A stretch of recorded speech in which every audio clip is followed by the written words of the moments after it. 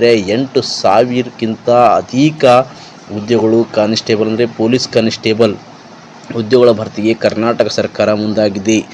ಒಂದು ವಾರದಲ್ಲಿ ಅಂದರೆ ಒಳ ಮೀಸಲಾತಿ ಜಾರಿಗೆ ಬಂದ ಒಂದು ವಾರದಲ್ಲಿ 8,000 ಕಾನ್ಸ್ಟೇಬಲ್ಗಳ ನೇಮಕಾತಿಗೆ ಅಧಿಸೂಚನೆ ಹೊರಡಿಸಲಾಗುವುದೆಂದು ಮತ್ತು ಅದರ ಜೊತೆಗೆ ನೋಡಿ 8,000ಕ್ಕಿಂತ ಅಧಿಕ ಹುದ್ದೆಗಳ ಜೊತೆಗೆ 545 PSIಗಳು ಪೊಲೀಸ್ ಇಲಾಖೆಗೆ ಸೇರ್ಪಡೆಯಾಗಿದ್ದು ಒಟ್ಟಾರೆಯಾಗಿ 600 PSIಗಳ ನೇಮಕ ಮಾಡಿಕೊಳ್ಳಲಾಗುವುದೆಂದು ಪ್ರಸಕ್ತ ವರ್ಷದಂದರೆ ಇದೇ ವರ್ಷದಲ್ಲಿ ರಾಜ್ಯದಲ್ಲಿ 12 ಪೊಲೀಸ್ ಠಾಣೆಗಳನ್ನು ಸಹ ಸ್ಥಾಪಿಸಲಾಗಿದೆ. ಅದಕ್ಕಾಗಿ ಸಿಬ್ಬಂದಿಗಳ ಕೊರತೆ ನೀಗಿಸೋದಕ್ಕೋಸ್ಕರ ಕರ್ನಾಟಕ ರಾಜ್ಯವು 8,000ಕ್ಕಿಂತ ಅಧಿಕ ಅದರ ಜೊತೆಯಲ್ಲಿ 600ಕ್ಕಿಂತ ಹೆಚ್ಚು PSIಗಳ ನೇಮಕಾತಿ ಇದೇ ವರ್ಷದಲ್ಲಿ ಭರ್ತಿ ಮಾಡಿಕೊಳ್ಳಲಿದ್ದಾರೆ ಸ್ನೇಹಿತರೆ. ಅದಕ್ಕಾಗಿ ನಿಮ್ಮ ಅಧ್ಯಯನ ನಿರಂತರವಾಗಿರಬೇಕು. ಯಾವ ರೀತಿ ನಿಮ್ಮ ಅಧ್ಯಯನ ಇರಬೇಕಪ್ಪ ಅಂದರೆ ನೀವೇ ನಿಮ್ಮದೇ ಆದ ಒಂದು ಸ್ಟಡಿ ಪ್ಲ್ಯಾನ್ ಇರಬೇಕು. ಆ ಪ್ಲ್ಯಾನ್ ಮುಖಾಂತರ ನೀವು ಮಾಡಿದರೆ 100% ಸಕ್ಸಸ್ ಆಗ್ತೀರಿ. ಅತಿ ಹೆಚ್ಚಾಗಿ ಮೊಬೈಲ್ ಬಳಕೆಯನ್ನು ಕಡಿಮೆ ಮಾಡಿ. ಮೊಬೈಲ್ ಬಳಕೆ ಕಡಿಮೆ ಮಾಡಿದ್ರಿಂದ ನಿಮ್ಮ ಅಧ್ಯಯನದ ಕಡೆ ಜಾಸ್ತಿ ನೀವು ಒತ್ತು ಕೊಡಿ. ಅದು ಯಾಕಪ್ಪ ಅಂದರೆ ನಿಮ್ಮ ಓದು ಒಂದು ಟೈಮ್ ಟೇಬಲ್ ಆಗಿರಬೇಕು. ದಿನನಿತ್ಯ ಮಿನಿಮಮ್ 8 ತಾಸಿಂದ 12 ತಾಸು ನೀವು ನಿರಂತರವಾದ ಅಧ್ಯಯನ ಮಾಡಿದಲ್ಲಿ ನೀವು ಪೊಲೀಸ್ ಆಗೋದರಲ್ಲಿ ಯಾವುದೇ ಡೌಟ್ ಇಲ್ಲ ಸ್ನೇಹಿತರೆ. ಯಾಕಪ್ಪ ಅಂದರೆ ಇವತ್ತಿನ ಒಂದು ಕಾಂಪಿಟೇಟಿವ್ ಯುಗದಲ್ಲಿ ಯಾವ ರೀತಿ ಕಾಂಪಿಟೇಷನ್ ಇರೋದಪ್ಪ ಅಂದರೆ 8,000 ಪೊಲೀಸ್ ಕಾನ್ಸ್ಟೇಬಲ್ ಕರೆದಾರಪ್ಪ ಅಂದ್ರೆ ಇವತ್ತು ಎಷ್ಟು ಹಾಕ್ತಾರಪ್ಪ ಗೊತ್ತದ ನಿಮಗೆ ಅಂದರೆ ಮಿನಿಮಮ್ ಅಪ್ಪ ಅಂದರೆ 3 ಲಕ್ಷವರೆಗೂ ಅಪ್ಲಿಕೇಶನ್ ಬೀಳ್ತದೆ ಸ್ನೇಹಿತರೆ. ಅದಕ್ಕಾಗಿ ನಿರಂತರ 3 ಲಕ್ಷಗೇನ ಆಗ್ಬೋದು, 3 ಲಕ್ಷಕ್ಕಿಂತ ಹೆಚ್ಚಿನ ಒಂದು ಅರ್ಜಿಗಳು ಬೀಳ್ತವೆ. ಯಾಕಪ್ಪ ಅಂದರೆ ಈಗ 5 ವರ್ಷ ಸಡಿಲಿಕೆ ಕೊಟ್ಟಿದ್ದಾರೆ. ಅವಾಗ ಪೊಲೀಸ್ ಕಾನ್ಸ್ಟೇಬಲ್ಗೆ 27 ವರ್ಷ ಇತ್ತು. 27 ವರ್ಷ ಪ್ಲಸ್ 5 ವರ್ಷ ಅಂದರೂ ನೀವೇ ಲೆಕ್ಕ ಮಾಡಿ.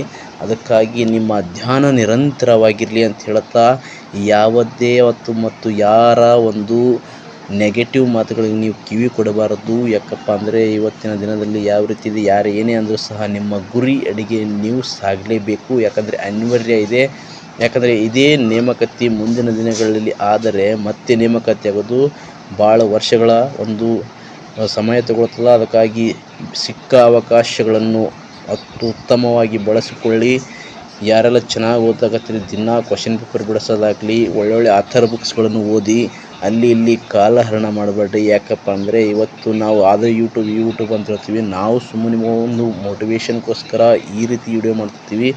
ಮುಂದಿನ ದಿನಗಳಲ್ಲಿ ನಾವು ಒಳ್ಳೆಯ ಒಂದು ಯಾವುದೇ ಯೂಟ್ಯೂಬ್ ಚಾನಲಲ್ಲಿ ಒಳ್ಳೆಯ ಕ್ಲಾಸ್ ಇದ್ದರೆ ನೀವು ಒಂದು ಯಾವಾಗೋ ಬೋರ್ ಬಂದಾಗ 1 ಗಂಟೆ ಆಗಲಿ 2 ಗಂಟೆ ಆಗಲಿ ನೋಡಿ. ಅತಿ ಹೆಚ್ಚಾಗಿ ಅಂದರೆ ನಿಮ್ಮ ಬುಕ್ಕಿನ ಮೇಲೆ ನೀವು ಅವಲಂಬನೆಯಾಗಿರಬೇಕು ಸ್ನೇಹಿತರೆ. ಯಾಕಪ್ಪ ಅಂದರೆ ನಿಮ್ಮ ಬುಕ್ಕೇ ನಿಮಗೆ ಈಗ ಉದಾಹರಣೆ ಇತಿಹಾಸ ಬುಕ್ಕಿದೆ ಅಂತ ತಿಳ್ಕೊರಿಗೆ. ಇತಿಹಾಸದ ಬುಕ್ಕಿನ ಕಡೆ ನೀವು ಆ ಬುಕ್ಕು 1 ರಿಂದ 2 1 ಟೈಮ್ 2 ಟೈಮ್ 3 ಟೈಮ್ ಆದರೂ ನೀವು ಆ ಬುಕ್ಕನ್ನು ಮುಗಿಸಿ ರಿಪೀಟೆಡ್ ಮಾಡಬೇಕು. ಮತ್ತು ಆ ಬುಕ್ ರಿಪೀಟೆಡ್ ಮಾಡುವಾಗ ನಿಮ್ಗೆ ಯಾವುದೇ ಕ್ವಶನ್ ಕೇಳಿದ್ರು ಸಹ ಆ ಬುಕ್ಕಿನಿಂದ ನಿಮಗೆ ಬರಬೇಕು. ಎಕ್ಸಾಂಪಲು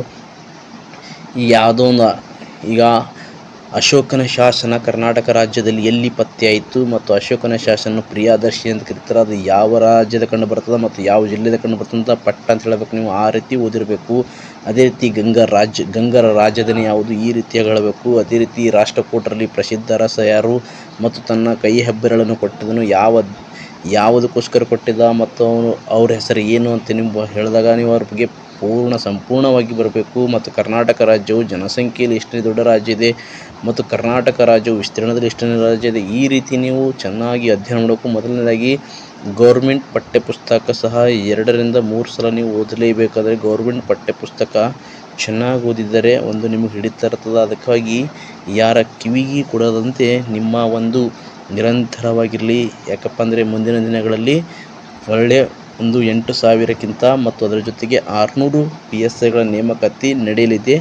ಇದು ಒಂದು ಭರವಸೆಯ ಸರ್ಕಾರ ಅಂತಂದರೆ ಗ್ಯಾರಂಟಿ ಸರ್ಕಾರ ಅಂತ ಹೇಳಿದರೆ. ಅದಕ್ಕಾಗಿ ಗ್ಯಾರಂಟಿ ಸರ್ಕಾರದಲ್ಲಿ ಒಳ್ಳೊಳ್ಳೆ ಹುದ್ದೆಗಳು ನೇಮಕಾತಿ ಆಗಲಿ ಅಂತ ಹೇಳ್ತಾ ಎಲ್ಲ ವಿದ್ಯಾರ್ಥಿಗಳಿಗೂ ಶುಭವಾಗಲಿ. ಮುಂದಿನ ನಿಮ್ಮ ಕನಸು ಸಹ ಈಡೇರಲಿ ಅಂತ ಹೇಳುತ್ತಾ ನಮ್ಮ SN ಸ್ಟಡಿ ಯೂಟ್ಯೂಬ್ ಚಾನಲ್ ನೀವು ಫಾಲೋ ಮಾಡಿ.